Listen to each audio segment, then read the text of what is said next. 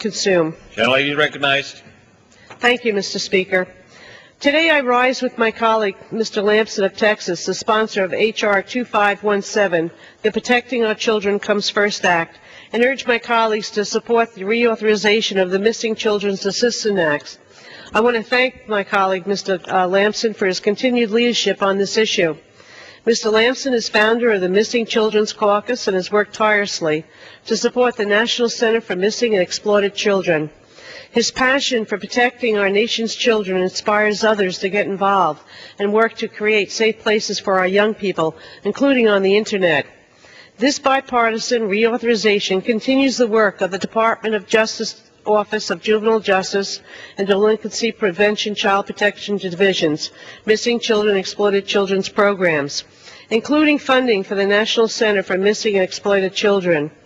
Furthermore, this legislation continues the authorization for national incident studies known as NISMART.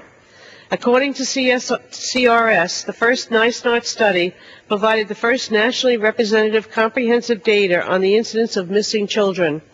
The second NISMART study resolved some methodology challenges of the first study, included runaway or thrown-away children as well. These studies have helped law enforcement, federal agencies, and nonprofits in their work to prevent children from going missing or to help children go home. Missing children are some of our most valuable young people, and this work is critical in protecting this population. This legislation works to help protect not only children who go missing, but it also works to protect our children who are sexually exploited. A horrendous thought for any of us to consider, and yet it is part of our reality. The National Center for Missing and Exploited Children serves not only as a national clearinghouse and resource center on missing children, but also serves that same purpose for exploited children. Among multiple programs, NCMCEC operates as a cyber tip line for tips and leads on child sexual exploitation. The cyber tip line allows for citizens and electronic communications providers to report incidents of various types of child sexual exploitation, including online enticement of children for sexual acts, child prostitution, and child pornography.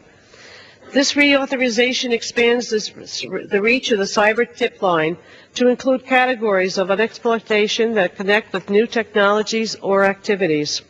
I want to share a success story from the Child Victim Identification Program at NCMEC. This program reviews child pornography to gain clues that will lead to the identification of a child.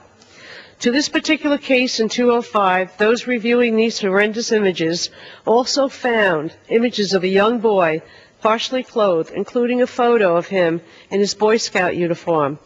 They were able to read the patches on his uniform and discovered that he was the Nassau County Boy Scout Council, which I represent here in this Congress. The program has set proceedings which led them to contacting law enforcement, who identified this child and later arrested a suspect. From this story, there are 2 points I want to make. First, this program does wonderful and yet very difficult work to protect and save our children who are being exploited. Secondly, these crimes happen everywhere. Since its inception in 1984, NCNEC has received 173 reports of missing children in Nassau County, New York, and 4,319 for New York State. Of those 4,319 children who went missing, 4,146 were recovered. H.R. 2517 strengthens the ability of the Department of Justice Office of Juvenile Justice and Delinquency Prevention in its programs, including the National Center for Missing and Exploited Children, to work to eradicate child pornography, guide efforts for online safety for children and reunite families. These programs also support the work of law enforcement, including training law enforcement on multiple issues around missing, runaway, throwaway, and sexually exploited children.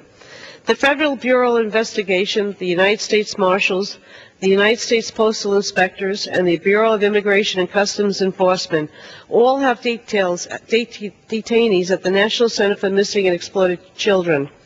Until all children are safe from predators in our society, This work must continue, and we must reauthorize the Missing Children's Assistance Act. Before I close, I want to thank the staff who worked on this reauthorization. Abby Shannon in Mr. Lamson's office, Deborah Kubak, Ruth Friedman, Denise Forte of the majority staff of the Committee on the Education and Labor, and Kristen Duncan and Susan Ross of the minority staff on the Committee on Education and Labor.